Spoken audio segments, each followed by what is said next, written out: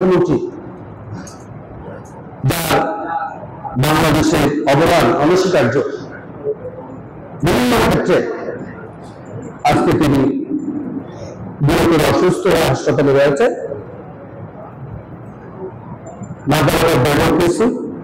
তার জন্য আপনাদের কাছে আমি দোয়া চাচ্ছি, যেন মহান রাব্বুল আলামিন তাকে সুস্থতা দান করেন এবং সুস্থতা দান করে যেতে পূর্বের ন্যায় আমাদের মাঝে দেশ এবং দেশের জনগণের সেবা করতে পারে, তার জন্য দোয়া করবেন।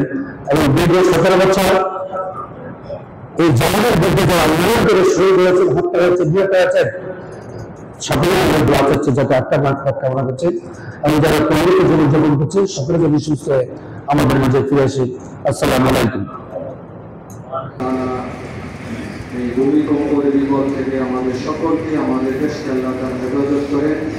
সেই জন্য আমরা সকলেই 11 বার দোয়া ইউজ করি, লা ইলাহা ইল্লা আনতা সুবহানাকা ইন্নী কুনতু মিনাজ জালিমিন, লা ইলাহা ইল্লা আনতা ইন্নী কুনতু মিনাজ জালিমিন, لنا وترحمنا لنكونن من الخاسرين. ربنا آتنا في الدنيا حسنة وفي الآخرة حسنة وقنا عذاب النار. ربنا ظلمنا أنفسنا وإن لم تغفر لنا وترحمنا لنكونن من الخاسرين. رب ارحمهما كما ربياني صغيرا. رب ارحمهما كما ربياني صغيرا. يا الله يا أرحم الراحمين، يا رحمن يا رحيم يا كريم يا حي يا قيوم. আমাদের জিন্দেগীর সমস্ত নেক আমলের হাদিয়া তুমি আমাদের আমল নামায় পৌঁছে দাও। রব্বুল আলামিন কাছে হাত উত্তোলন করেছেন, ইয়া আল্লাহ জানি না কার মা বাবা জীবিত আছে, অসুস্থ আছে, ইয়া আল্লাহ যাদের মা বাবা অসুস্থ আছে, ইয়া আল্লাহ তাদেরকে তুমি হায়াত দারাজ করে সুস্থতা দান করে দাও। এই মহল্লার সকল মুর্তিগানে আমরা দোয়া ইউজ করেছি, এখানে হাজার হাজার মানুষ এক একজনে 11 বার করে পড়ছে, কয়েক হাজার বার হয়ে গিয়েছে। রব্বুল আলামিন ইয়া আল্লাহ আমাদের এই দোয়া ইউজ ভূমিকম্প থেকে হেফাজত করো। রব্বুল আলামিন ইয়া আল্লাহ আমাদের গুনার কারণে তুমি আমাদেরকে মারিও না। রব্বুল আলামিন আমাদের সাদের চাপা দিয়ে তুমি মারিও না। ইয়া আল্লাহ রব্বুল আলামিন তোমার কাছে পানা চাই, ইস্তেগফার করি, আর গুনাহ করব না।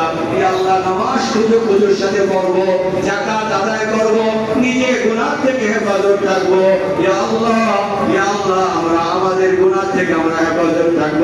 রব্বুল আলামিন তুমি আমাদের সকলকে আমাদের গুনাহ থেকে হেফাজত রাখার তৌফিক দান করো।